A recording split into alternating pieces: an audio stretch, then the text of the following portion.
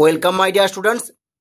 আজ আমি ক্লাস 7-এর রায় ও মার্টিন প্রশ্নবিচিত্রার 2025 সালের তৃতীয় পর্যায়ক্রমিক মূল্যায়নের ভূগোলের 312 নম্বর পেজের 3 নম্বর স্কুলের প্রশ্নগুলি সলভ করব। চলো তাহলে শুরু করি।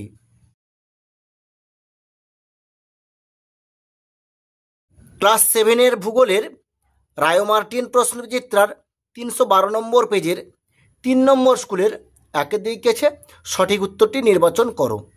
একের দাগ, মহাবিষুব যে তারিখে হয় সেটি হলো, এর উত্তরটা হবে এ 21শে মার্চ।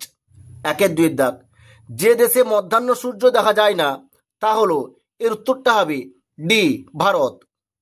একের তিনের দাগ, দক্ষিণ মেরুর মান হলো, এর উত্তরটা হবে বি 90 ডিগ্রি দক্ষিণ। একের চার, অক্ষরেখাগুলির আকৃতি হলো, এর উত্তরটা হবে সি পূর্ণবৃত্ত। একের পাঁচের দাগ, জলীয় বাষ্পহীন বায়ুর চাপ, এর উত্তরটা হবে এ কম হয়। একের ছয়, সমচাপ রেখার একক, এর উত্তরটা হবে বি মিলিবার।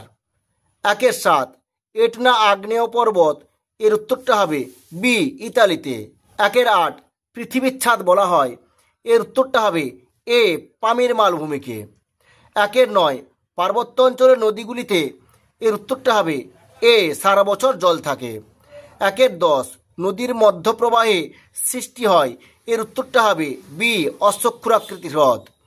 একের 11 দাগ, জলে নির্দিষ্ট পরিমাণে, এর উত্তরটা হবে সি ক্লোরিন মিশিয়ে দিলে দূষিত জলের জীবাণু নষ্ট হয়। একের 12 দাগ, ইউট্রোফিকেশনের ফলে জলে, এর উত্তরটা হবে এ শৈবাল আগাছা ও কচুরিপানার পরিমাণ বৃদ্ধি পায়। একের 13 দাগ, অ্যাসিড বৃষ্টির ফলে হয়, এর উত্তরটা হবে বি মাটি দূষণ। একের 14 দাগ, রাসায়নিক সারের ব্যবহারের মাটির উর্বরতা, এর উত্তরটা হবে সি হ্রাস পায়। একের 15 দাগ, ইউরোপের সরলবর্গীয় বনভূমির অপর নাম হলো, এর উত্তরটা হবে সি তৈগা। একের 16 দাগ, ইউরোপের বৃহত্তম শিল্পাঞ্চল হলো, এর উত্তরটা হবে বি রুড। দুয়ের দাগ, নিচের প্রশ্নগুলির উত্তর দাও। দুয়ের দাগ, শূন্যস্থান পূরণ করো। দুয়ের একের দাগ, উপবৃত্তাকার কক্ষপথের একটি ড্যাশ সূর্য অবস্থান করে, এর উত্তরটা হবে ফোকাসে।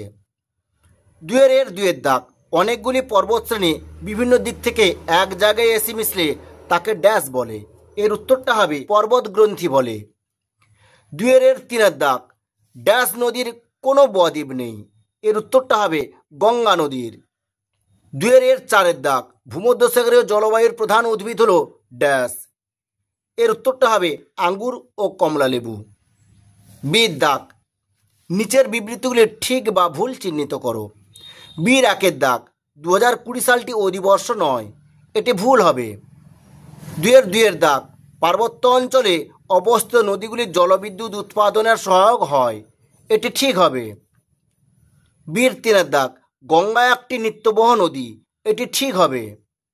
চারের দাগ, আল্পসের সর্বোচ্চ শৃঙ্গ হল মont ব্লাঁ, এটি ঠিক হবে। সির দাগ, একটি বা দুটি শব্দে উত্তর দাও। সির একের দাগ, সবথেকে বড় বা গুরুত্বপূর্ণ অক্ষরেখার নাম কি, এর উত্তরটা হলো নিরক্ষরেখা। সির দুয়ের দাগ, পৃথিবীতে কটি বায়ুচাপ বলয় আছে, এর উত্তরটা হবে 7টি। সির তিনের দাগ, পারমাণবিক বিদ্যুৎ কেন্দ্র থেকে কি দূষণ হয়, এর উত্তরটা হবে তেজস্ক্রিয় বজ্র। সির চারের দাগ, কোন সার ব্যবহারে মাটি দূষণের সম্ভাবনা থাকে না, এর উত্তরটা হবে জৈব সার। সির পাঁচের দাগ, পোল্ডার ভূমি কোন দেশে লক্ষ্য করা যায়, এর উত্তরটা হবে নেদারল্যান্ডে। সির ছয়ের দাগ, কোন কোন ঋতুতে বেশিরভাগ দিন নীল আকাশ দেখা যায়, এর উত্তরটা হবে শরৎ ও বসন্ত ঋতুতে। তিনের দাগ, নিচের প্রশ্নগুলির সংক্ষিপ্ত উত্তর দাও। তিনের একের দাগ, অক্ষরেখার দুটি প্রধান বৈশিষ্ট্য লেখো। এই প্রশ্নের উত্তরটি তোমাদের পাঠ্য বইয়ের 21 নম্বর পেজে এখানে দেখতে পাচ্ছ লেখা আছে অক্ষরেখার পরিচয়। এগুলো হচ্ছে অক্ষরেখার বৈশিষ্ট্য, এখান থেকে তোমরা যে কোনো দুটো বৈশিষ্ট্য লিখে নেবে। 3 আর 2 দাগ, উদাহরণসহ সমভূমির শ্রেণীবিভাগ করো। এই প্রশ্নের উত্তরটি তোমাদের পাঠ্য বইয়ের 41 নম্বর পেজে আছে। এখানে লেখা আছে, দেখো, পৃথিবীর অন্তর্জাত ও বহির্জাত প্রক্রিয়ার প্রভাবেই অনেক ধরনের সমভূমির সৃষ্টি হয়। এক হচ্ছে কি পলিগঠিত সমভূমি, কাকে বলে লিখবে, এর একটা উদাহরণ দিয়ে দিবে।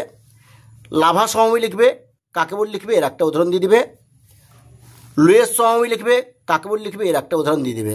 তিনের দাগ, সূর্যের দৈনিক আপাতগতি কাকে বলে? এই প্রশ্নের উত্তরটি তোমাদের পাঠ্য বইয়ের 11 নম্বর পেজে তোমরা এখান থেকে এইটুকু লিখে নেবে। 4 দাগ, বর্ষাকালে বায়ুর চাপ কম হয় কেন? এর উত্তরটা হবে বর্ষাকালে বায়ুতে প্রচুর জলীয় বাষ্প থাকে বলে বর্ষাকালে বায়ুর চাপ কম হয়। 5 দাগ, ইউরোপের 4টি বিখ্যাত শহরের নাম লেখো। এই প্রশ্নের উত্তরটি তোমাদের পাঠ্য বইয়ের 122 নম্বর পেজে এখানে লেখা আছে, দেখো ইউরোপের বিখ্যাত শহর। তোমরা এখানে লিখবে London, Paris, Amsterdam, Madrid, Rome, Berlin. এখান থেকে তোমরা যে কোনো 4টি লিখে নেবে। 6 দাগ, পোল্ডার ভূমির প্রধান 4টি শিল্পকেন্দ্রের নাম লেখো। এই প্রশ্নের উত্তরটি তোমাদের পাঠ্য বইয়ের 136 নম্বর পেজে এখানে লেখা আছে, দেখো পোল্ডার ভূমির অনেকগুলি শিল্পকেন্দ্র এখানে লেখা আছে। এখান থেকে তোমরা যে কোনো 4টি শিল্পকেন্দ্রের নাম লিখে নেবে। 4 দাগ, নিম্নলিখিত প্রশ্নগুলির সংক্ষিপ্ত ব্যাখ্যামূলক উত্তর দাও। 1 দাগ, জিপিএস কি? এই প্রশ্নের উত্তরটি তোমাদের পাঠ্য বইয়ের 27 নম্বর পেজে তোমরা এখান থেকে এইটুকু লিখে নেবে। 4 পরের প্রশ্ন, প্রমাণ সময় বলতে কি বোঝো? এই প্রশ্নের উত্তরটি তোমাদের পাঠ্য বইয়ের 27 নম্বর পেজে তোমরা এখান থেকে এইটুকু লিখে নেবে। 4 দাগ, শাখা নদী বলতে কি বোঝো? এই প্রশ্নের উত্তরটি তোমাদের পাঠ্য বইয়ের 50 নম্বর পেজে তোমরা এখান থেকে একবারে এতদূর পর্যন্ত লিখে নেবে। 4 পরের প্রশ্ন, অশ্বক্ষুরাকৃতি হ্রদ সম্পর্কে টিকা লিখো। এই প্রশ্নের উত্তরটি তোমাদের পাঠ্য বইয়ের 55 নম্বর পেজে তোমরা এখান থেকে এইটুকু লিখে নেবে। 4 দাগ, অভ্যন্তরীণ বা অন্তর্জাত শক্তি কাকে বলে? ভূমির উপর পরিবর্তনে অভ্যন্তরীণ শক্তির ভূমিকা ব্যাখ্যা করো। এই প্রশ্নের উত্তরটি তোমাদের রায় ও মার্টিন সহায়িকার 107 নম্বর পেজে তোমরা এখান থেকে এইটুকু লিখে নেবে। 4 দাগ, শহরাঞ্চলে জল দূষণের প্রধান কারণগুলির সম্পর্কে লেখো। এই প্রশ্নের উত্তরটি তোমাদের পাঠ্য বইয়ের 68 নম্বর পেজে 1 থেকে পয়েন্টটি তোমরা এটা পুরোটা তোমরা লিখে নেবে, এতদূর পর্যন্ত লিখে নেবে। পরের প্রশ্ন, জল সংরক্ষণ বলতে কি বোঝো? এর উত্তরটা হবে জল সংরক্ষণ হলো বিশুদ্ধ পানীয় জলের সরবরাহ বজায় রাখতে এবং এর অপচয় রোধ করতে জলকে বুদ্ধিমত্তার সাথে ব্যবহার করার কৌশল। 4 দাগ, মাটি দূষণের প্রধান 5টি কারণ উল্লেখ করো। এই প্রশ্নের উত্তরটি তোমাদের পাঠ্য বইয়ের 78 নম্বর পেজে এখানে দেখতে পাচ্ছ লেখা আছে মাটি দূষণ। এর 1 নম্বর পয়েন্ট হচ্ছে নগরায়ন, 2 নম্বর পয়েন্ট হচ্ছে কৃষিকাজ, 3 নম্বর পয়েন্ট হচ্ছে শিল্প উৎপাদন, 4 নম্বর পয়েন্ট হচ্ছে গৃহস্থালী, আর 5 নম্বর পয়েন্ট হচ্ছে যানবাহন। এই 5টি পয়েন্ট এগুলোর সম্বন্ধে তোমরা পুরোটা লিখে নেবে। 6 দাগ, লন্ডন অববাহিকার শিল্প ও শিল্প কেন্দ্রগুলির নাম লেখো। এই প্রশ্নের উত্তরটি তোমাদের পাঠ্য বইয়ের 133 নম্বর পেজে এখানে লেখা আছে, দেখো লন্ডন অববাহিকার শিল্প ও শিল্প কেন্দ্র। তোমরা এগুলো পুরোটা তোমরা লিখে নেবে। পরের প্রশ্ন, ট্রাক ফার্মিং কাকে বলে? এই প্রশ্নের উত্তরটি তোমাদের পাঠ্য বইয়ের 132 নম্বর পেজে তোমরা এখান থেকে 133 নম্বর পেজ এতদূর পর্যন্ত তোমরা লিখে নেবে। 5 দাগ, নিম্নলিখিত প্রশ্নগুলির উত্তর দাও। 1 দাগ, বিষুব সম্পর্কে টিকা লিখো। এই প্রশ্নের উত্তরটি তোমাদের পাঠ্য বইয়ের 12 নম্বর পেজে তোমরা এখান থেকে এতদূর পর্যন্ত লিখে নেবে। পরের প্রশ্ন, 23শে সেপ্টেম্বরের পর থেকে আমরা শীতলতা অনুভব করি কেন? এই প্রশ্নের উত্তরটি তোমাদের পাঠ্য বইয়ের 14 নম্বর পেজে তোমরা এখান থেকে এইটুকু পর্যন্ত লিখে নেবে। 5 অথবা দাগে প্রশ্ন, কোন স্থানের দ্রাঘিমাংশ বা দ্রাঘিমা কিভাবে নির্ণয় করা হয়? এর উত্তরটা হবে কোন স্থানের দ্রাঘিমাংশ তার স্থানীয় সময় ও প্রাইম মেরিডিয়ান থেকে পূর্ব বা পশ্চিমের কৌণিক দূরত্বের উপর ভিত্তি করে নির্ণয় করা হয়। পৃথিবীর ঘূর্ণনের কারণে প্রতিটি 15 ডিগ্রি দ্রাঘিমার জন্য সময়ের পার্থক্য হয় 1 ঘন্টা। গ্রিনিচ সময় ও একটি স্থানের স্থানীয় সময়ের পার্থক্য থেকে দ্রাঘিমাংশ নির্ণয় করা যায়, যেখানে সময়ের পার্থক্যকে ডিগ্রিতে পরিবর্তন করে তার পূর্ব বা পশ্চিমের অবস্থান নির্ধারণ করা হয়। এইটুকু লিখে নেবে। মূল মধ্যরেখা কাকে বলে? এই প্রশ্নের উত্তরটি তোমাদের রায় ও মার্টিন সহায়িকার 43 নম্বর পেজে 6 দিকে প্রশ্নের উত্তরটি তোমরা এখান থেকে এইটুকু লিখে নেবে। 5 দাগ, তুমি তোমার বাড়িতে জল দূষণ কিভাবে প্রতিরোধ করতে পারো তার 2টি উদাহরণ দাও। এই প্রশ্নের উত্তরটি তোমাদের রায় ও মার্টিন সহায়িকার 189 নম্বর পেজে এখানে দেখো, এখান থেকে তোমরা এতদূর পর্যন্ত লিখে নেবে। পরের প্রশ্ন, হলদি নদীর মোহনায় ইলিশ মাছের আনাগোনা কমে যাওয়ার মূল কারণগুলি লেখো। এই প্রশ্নের উত্তরটি তোমাদের পাঠ্য বইয়ের 70 নম্বর পেজে তোমরা এখান থেকে এইটুকু লিখে নেবে। 5 অথবা দাগে প্রশ্ন, কৃষি জমিতে কীটনাশক ব্যবহারের ফলে কিভাবে মাটি দূষণ হয়? এই প্রশ্নের উত্তরটি তোমাদের পাঠ্য বইয়ের ৭৮ নম্বর পেজে তোমরা এখান থেকে এইটুকু লিখে নেবে। পরের প্রশ্ন, মাটিকে জীবনের ধারক বলা হয় কেন? এই প্রশ্নের উত্তরটি তোমাদের পাঠ্য বইয়ের ৭৬ নম্বর পেজে তোমরা এখান থেকে এইটুকু লিখে নেবে। ৫-৩ দাগ, পোল্ডার ভূমির অর্থনৈতিক পরিবেশ সম্পর্কে আলোচনা করো।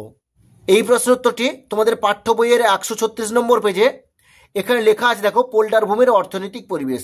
তোমরা এখান থেকে একেবারে এতদূর পর্যন্ত তোমরা লিখে নেবে।